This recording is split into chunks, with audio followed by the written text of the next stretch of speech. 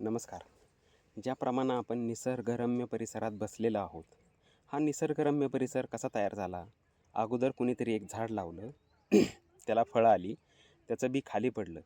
पुन्हा त्यातनं झाडं तयार झाली आणि हा निसर्गरम्य डोंगर परिसर तयार झाला. त्याचप्रमाणे बचतीचे आहे. अगोदर एखादं झाड लावताना ज्याप्रमाणे आपल्याला त्रास होतो, त्याचप्रमाणे एखादं बचतीचं अगोदर वृक्ष लावताना आपल्याला त्रास होतो. ज्याप्रमाणे आपण एखादी पॉलिसी करतो आणि रिन्युअल प्रीमियमप्रमाणे पैसे भरतो, म्हणजे त्याला आपण दरवर्षी दर महिन्याला किंवा दर 6 महिन्याला पाणी टाकतो आणि त्याचे फुलं झाल्यानंतर किंवा एखादी पॉलिसी मॅच्युअर झाल्यानंतर त्यातीलच काही पैशाचं परत वृक्ष लावला तर काही दिवसांना असा होतो की पैशांचा डोंगर उभा राहतो आणि आपल्याला किती पैसे खर्च करावेत ह्याचा प्रश्न पडतो. पण ही सवय वारंवार यायला त्यासाठी बचतीची झाडं लावावी लागतात. त्याचप्रमाणे आपल्याला इतकी फळं येतात की कुठले पैसे वापरावे आणि कुठले पैसे वापरू नये असं होतं.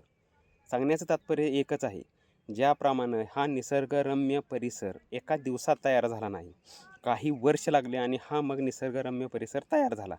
त्याचप्रमाणे बचतीचं आज लावलेलं रोपटं लगेच उद्या उपटलं तर काहीच त्यात शिल्लक राहत नाही.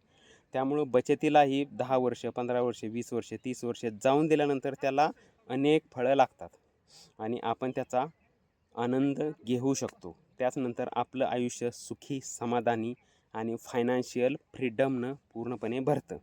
त्यामुळं बचतीची झाडं लावायला आजच सुरुवात करा. धन्यवाद.